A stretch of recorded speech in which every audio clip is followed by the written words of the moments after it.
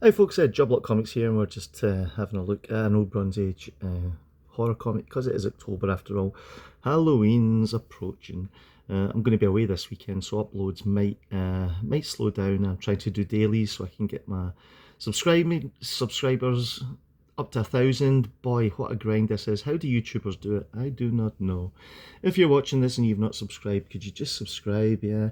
If you get to 1,000, you can get monetized, and my hope is I can get monetized and then I can buy more books to show you. But any road up.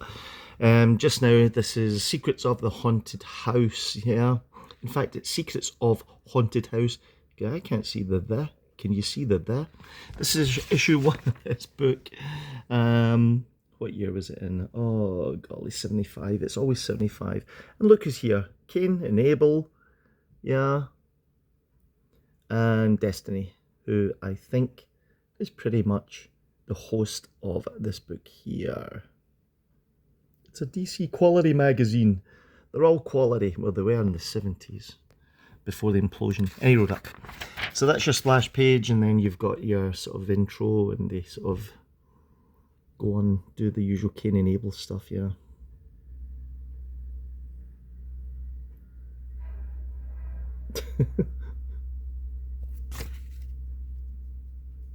And then we get the first story, anthology style, yeah.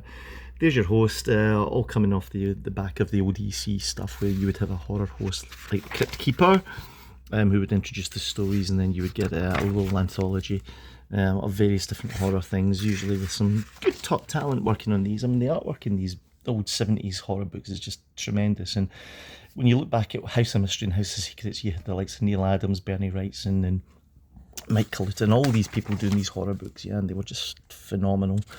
And of course, the good thing is, if you didn't like one story, then there would be another one along in a minute, yeah. And oddly enough, that story seemed quite long, didn't it? Here's the second one, and it's a fish story. There we go. Is Cain doing this one? There we go. That's a kind of mix between Swamp Thing and Creatures from the Black Lagoon, maybe. And you can get some credits here. Jack Oleg, who wrote an awful lot of these things, and Alex Nino, who was a kind of really good jobbing artist right through the 70s and the 80s.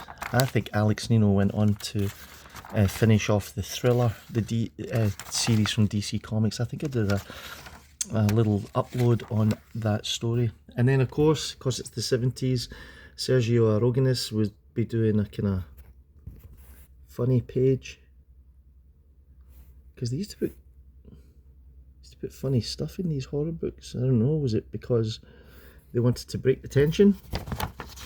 I don't know.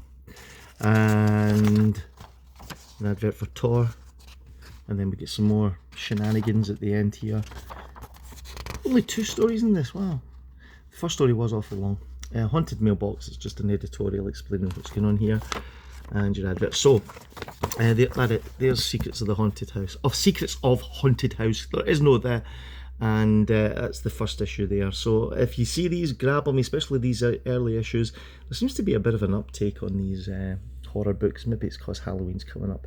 That T&P 10p, that's the stamp that they would put on these UK books, because you'll notice this is a 25 center, yeah.